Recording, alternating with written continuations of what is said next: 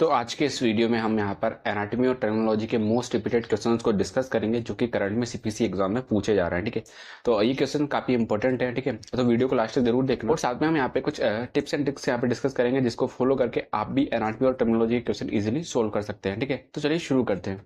हमारे पास यहाँ पे क्वेश्चन है, the appendix is considered a part of the. ठीक है, तो यहाँ पे बोल रहा है कि अपेंडिक्स किसका पार्ट है। ठीक है, तो सबसे पहले हमारे पास ऑप्शन नंबर ए है डाइजेस्टिव और इम्यून सिस्टम का, ऑप्शन नंबर बी है सर्कुलेटरी और यूरिनरी सिस्टम का, ऑप्शन नंबर सी है लिम्फेटिक और नर्वस सिस्टम का, वहीं ऑप्शन नंबर डी है रेस्पिरेटरी और स्केलेटल सिस्टम का। ठीक है, तो भी हम यहाँ पे क्या एचसीपीसीएस की बुक का यहाँ पे यूज करेंगे और ये जो हमारा अपेंडिक्स है इसको हम यहाँ पे देखेंगे कि हमारा किस सिस्टम में आ रहा है। ठीक है, तो अगर आप यहाँ पे चेक करोगे अपेंडिक्स को तो ये हमारा किस में आता है, डाइजेस्टिव सिस्टम में। ठीक है, तो इसके अकॉर्डिंग हमारे यहाँ पे ऑप्शन नंबर ए राइट आंसर रहेगा। ठीक है, बाकी आप सिस्टम का यहाँ पे डायग्राम देख सकते हैं। नेक्स्ट क्वेश्चन है, which of the following is not a valve found with in the heart. ठीक है, तो यहाँ पे बोल रहा है कि इनमें से कौन सा ऐसा वॉल्व है जो कि हार्ट में नहीं पाया जाता है। ठीक है, हमारे पास यहाँ पे ऑप्शन नंबर ए है आयोटिक वाल्व, बी है मिट्रल वाल्व, सी है फीमोरल वाल्व और डी है ट्राइकस्पिड वाल्व। ठीक है, तो अगर आप यहाँ पे हार्ट की एनाटॉमी यहाँ पे चेक कर सकते हैं तो यहाँ पे आपको मालूम चलेगा कौन कौन से वाल्व हैं। ठीक है, वही अगर आप यहाँ पे चेक करोगे ऑप्शन नंबर सी तो यहाँ पे उन्होंने बोला है फीमोरल वाल्व। ठीक है,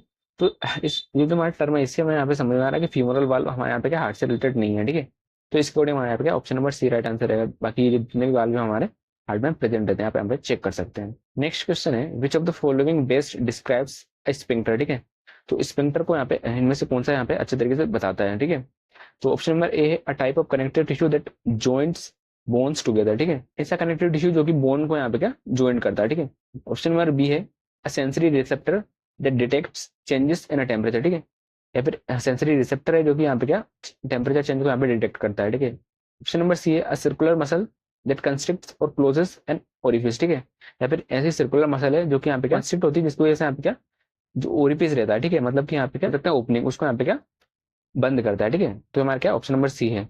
वही ऑप्शन नंबर डी है a gland that secrets hormone into a blood stream. ठीक है, या फिर ऐसी ग्लैंड जो कि यहाँ पे क्या ब्लड स्ट्रीम में हार्मोन को सीक्रेट करती है। ठीक है, तो अभी हम यहाँ पे क्या एक डायग्राम यहाँ पे देखते हैं। ठीक है, तो डाइजेस्टिव सिस्टम में हमें यहाँ पे क्या दो स्पिंक्टर देखने को मिलते हैं। ठीक है, पाइलोरिक स्पिंक्टर और हमारे यहाँ पे क्या लोअर इसोफिजियल स्पिंक्टर। ठीक है, तो भी अगर आप यहाँ पे देखोगे इस डायग्राम में तो यहाँ पे हमें यहाँ पे समझ में आ रहा है कि स्किन फ्लैप है और यहाँ पे एक पाथ है, एक ओपनिंग है हमारे यहाँ पे ड्यूोडेनम में जाने की। ठीक है, और ये हमारा स्टमक है। ठीक है, तो ये हमारे यहाँ पे क्या ओरिफिस से रिलेटेड है। ठीक है, तो इसके अकॉर्डिंग हमारे यहाँ पे क्या ऑप्शन नंबर सी यहाँ पे राइट आंसर रहेगा। ठीक है, क्योंकि अगर आप यहाँ पे ऑप्शन नंबर ए चेक कर रहे हो तो हमारे यहाँ पे क्या बोन से रिलेटेड है। ठीक है, तो ये हमारा बोन से रिलेटेड तो है। ऑप्शन नंबर बी जो हमारे यहाँ पे क्या सेंसरी रिसेप्टर है जो कि टेम्परेचर को डिटेक्ट करता है। ठीक है, तो ऐसा भी हमारे यहाँ पे नहीं है। ठीक है, वही अगर आप ऑप्शन नंबर डी चेक करोगे तो उन्होंने बोला था एक ग्लैंड है जो कि हार्मोन सिक्रेट करती है ब्लड स्ट्रीम में। ठीक है, तो ये सब भी नहीं है। ठीक है, अगर आप ऑप्शन नंबर सी चेक करोगे तो यहाँ पे क्या एक सर्कुलर मसल है जो कि यहाँ पे बंद करती है ओरिफिस को, मतलब कि जो नेचुरल ओपनिंग है उसको यहाँ पे बंद करती है। ठीक है, तो ऐसे ही हमें यहाँ पे दिखाई दे रहा है हमारे यहाँ पे क्या ऑप्शन नंबर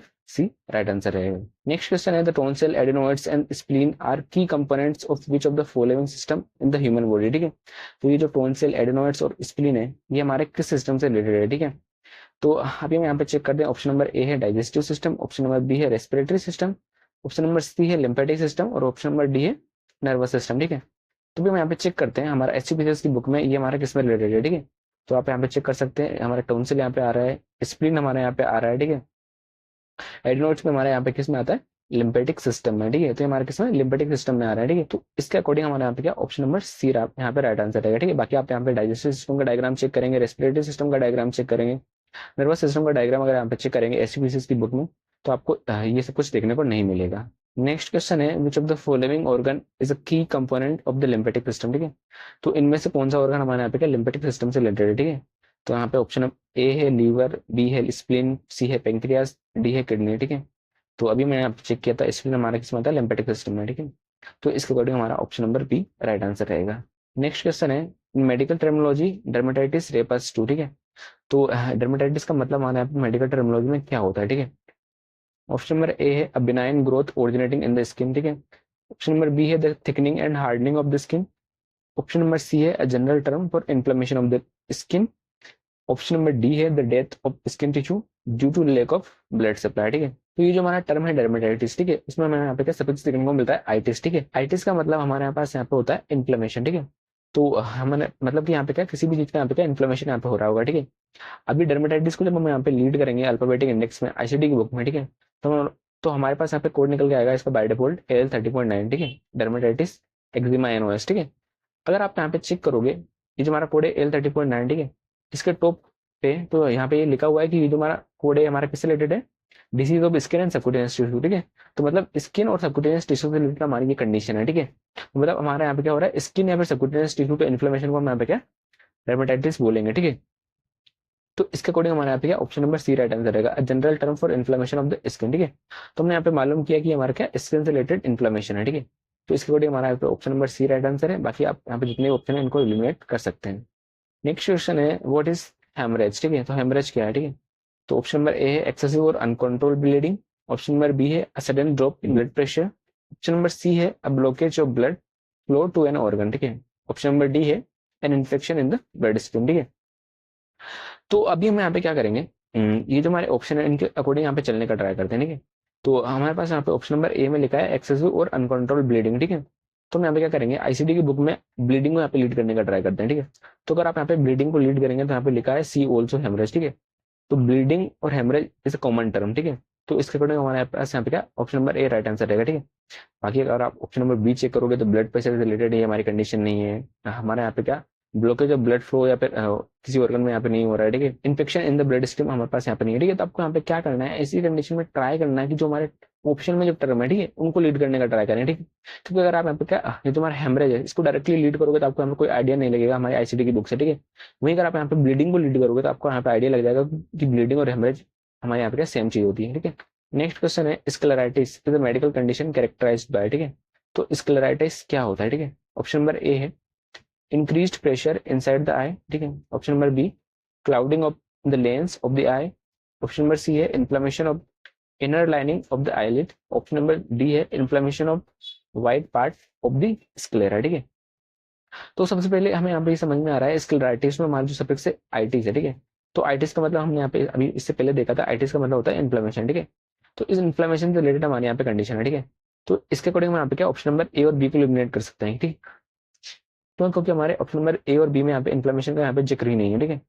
अगर आप यहाँ पे ऑप्शन नंबर सी चेक करोगे तो यहाँ पे उन्होंने बोला है inflammation of the inner lining of the eyelid, ठीक है। आईलिड की इनर लाइनिंग में अगर यहाँ पे इन्फ्लेमेशन होगा तो उसको क्या हम यहाँ पे स्क्लेराइटिस बोलेंगे, ठीक है। अगर आप यहाँ पे ट्राई करोगे समझने का तो स्क्लेराइटिस में जो हमारा आइटिस है वो हमारे यहाँ पे इन्फ्लेमेशन है, ठीक है। और स्क्लेराइटिस में जो हमारा स्क्लेरा है, ठीक है, वो हमारा किससे रिलेटेड है, स्क्लेरा से रिलेटेड है। अगर आप यहाँ पे ऑप्शन नंबर डी चेक करोगे तो यहाँ पे उन्होंने बोला है inflammation of the white part of the I sclera, ठीक है। तो स्क्लेरा के इन्फ्लेमेशन को यहाँ पे क्या स्क्लेराइटिस बोला जाता है, ठीक है। तो मैं यहाँ पे टर्म से ही क्लियर समझ में आ रहा है कि inflammation of the sclera is scleritis, ठीक है। हमारा option number D right answer है। नेक्स्ट क्वेश्चन है what does the medical term nephrolithiasis refers to, ठीक है। तो ये जो हमारा मेडिकल टर्म है नेफ्रोलिथियासिस, इसका मतलब क्या होता है।